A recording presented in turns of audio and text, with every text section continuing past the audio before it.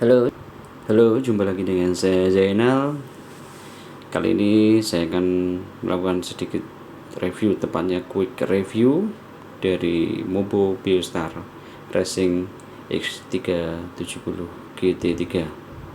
Mungkin ini bisa menemani sobat-sobat sekalian ataupun menjadi panduan untuk merakit dengan platform AMD AM4 dengan performance board yang cukup murah.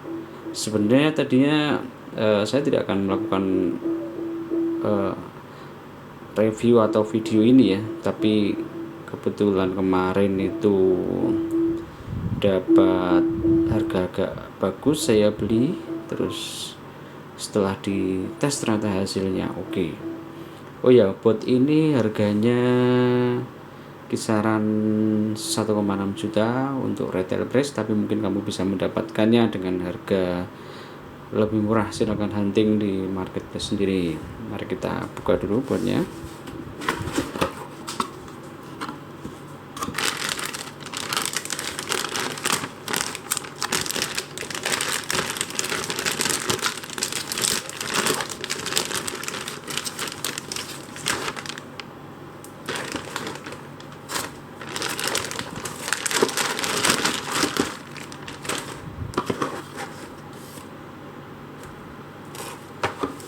Ini permukaan botnya.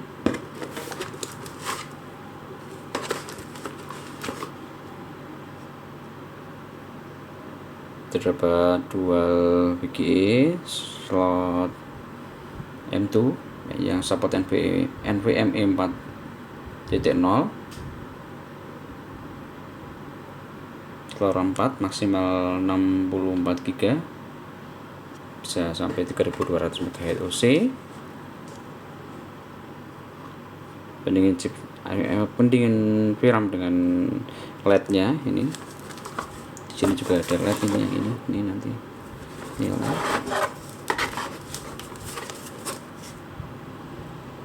Port PS2, DVI-D, HDMI, USB 3.0 nya total 6, LAN, buat mic dan lain audio. Itulah ada super LAN yang kadang-kadang untuk anti lag atau gimana, itu membantu gaming. Membutuhkan 8 pin Mobo. USB 3, headernya ada 2. Nah, ini sudah dilengkapi dengan dual BIOS. Jadi kalau kamu ada kerusakan BIOS atau misalnya waktu update-nya gagal, bisa tinggal switch aja ini. RGB-nya untuk RGB 4 pin-nya ada 2.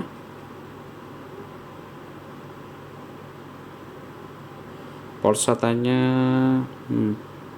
456.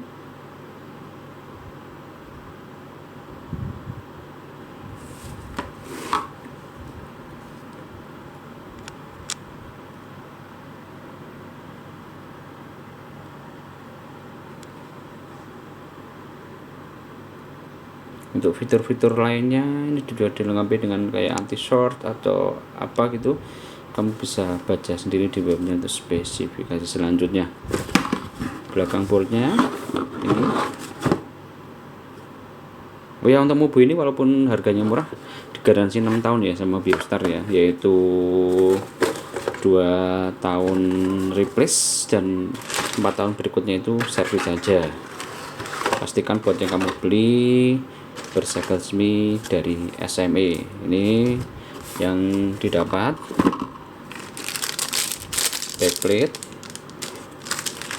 Kabel SATA-nya ada 4, manual book dan DVD driver.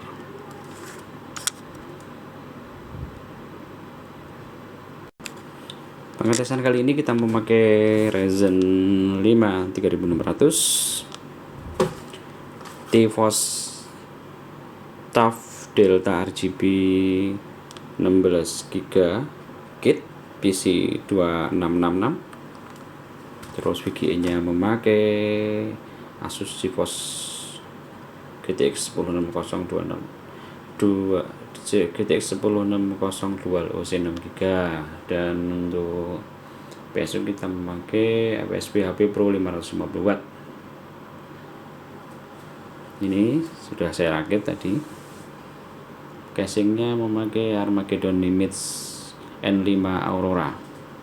Dan untuk cooler saya sarankan Ryzen 5 3600 itu cukup panas, jadi saya memakai ID Cooling SE224 RGB. Nah, ini tampilannya. Untuk pengetasan ini kami memakai NVMe dari Samsung. Saya memakai dari copotan laptop ini. Fan case belakang pakai iQOO Deck Flash.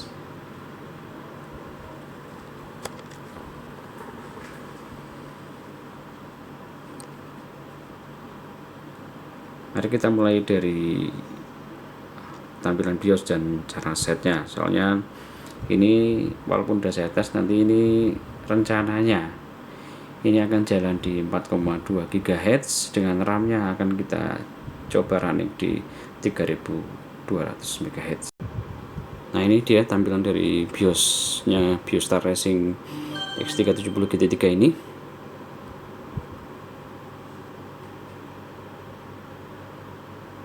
Ini udah saya set ya sebenarnya tadi ya, udah saya set 4,2.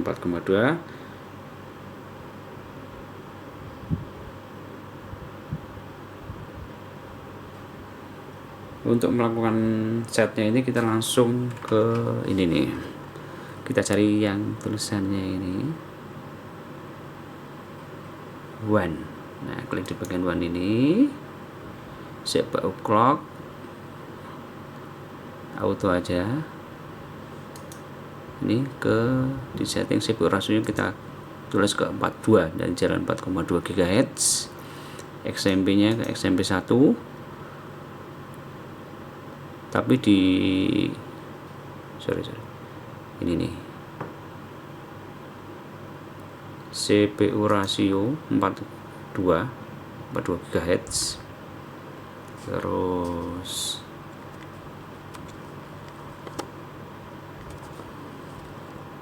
XMP nya diaktifkan, tapi memory clock modenya, member frekuensinya kita atur ke 32. Untuk penambahan voltasenya nanti bisa dieksplor sendiri. Ini saya mencoba untuk CPU voltage plus 0,192. Pokoknya sampai mencari titik aman aja, jangan sampai ke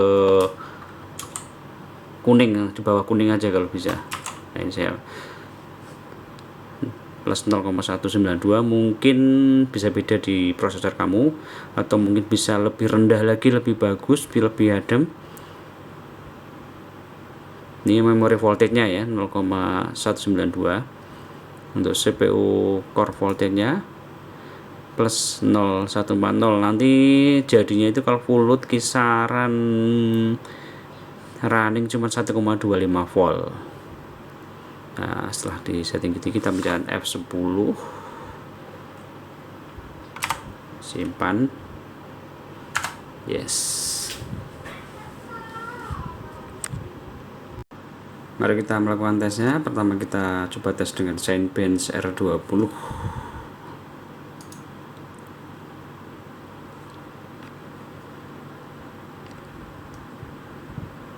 Untuk mengukur suhu prosesor saya menggunakan core temperature.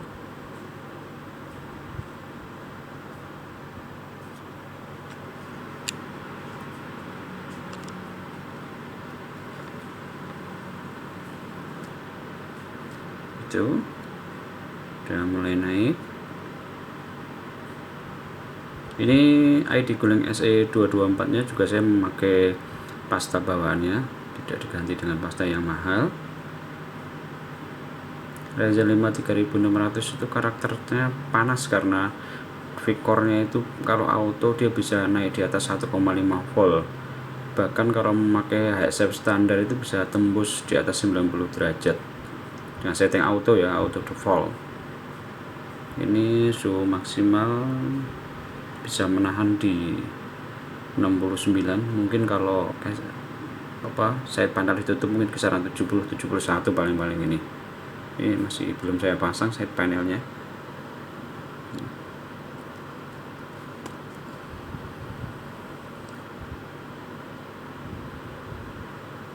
Ini 70 sampai 70, maksimal 70 dengan open side panel. Langsung turun ke sampai 50. Untuk skornya sendiri mencatat 3767 Zenband. Cukup kencang ini.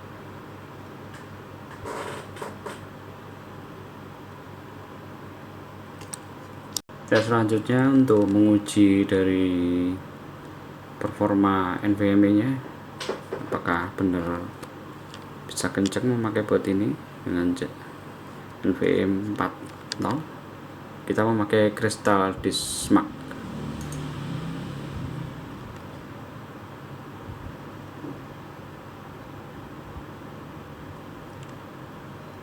Kita pantau suhu NVMe nya dengan hardware monitor.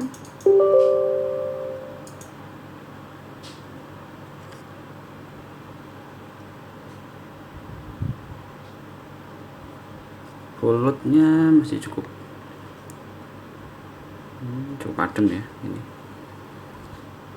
Samsung cuma 56 derajat. Ini tanpa heatsink atau pendingin dari NVMe, standar aja polosan ini. Nah, cukup kencang. Rate-nya tembus 3275-an.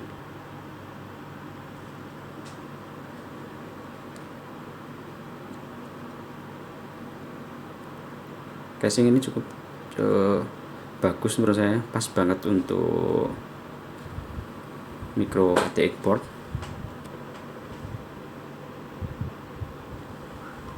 Depannya ada LED yang bisa diatur dari atas, itu tombolnya.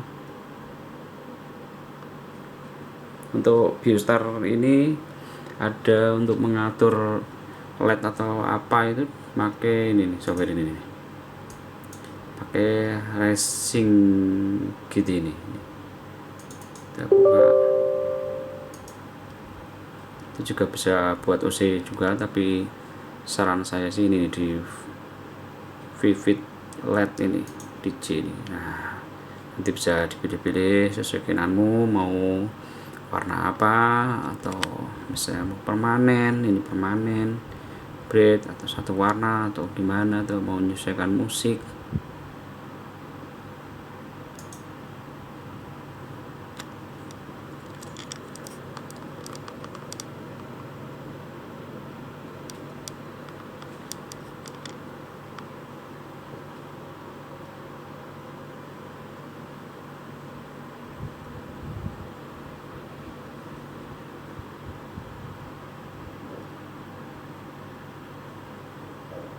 Mengapa saya memilih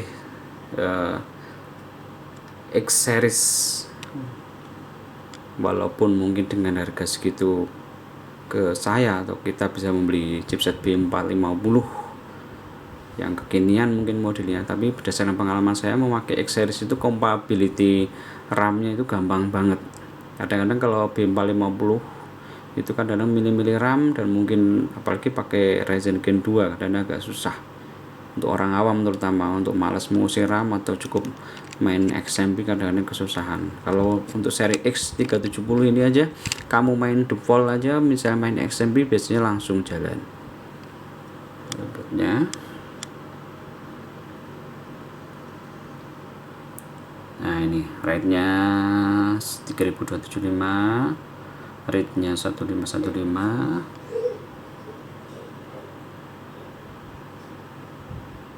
Untuk tes lainnya sebenarnya udah saya tes sendiri ya. Untuk game juga udah lolos settingan ini, semuanya lolos. Buat game, buat aplikasi macam-macam udah dari dengan voltase tadi. Kalau kamu punya waktu lebih longgar, silakan mengeksplor sendiri, mungkin bisa mendapatkan VCore yang lebih rendah, akan lebih adem dan lebih hemat listrik tentunya.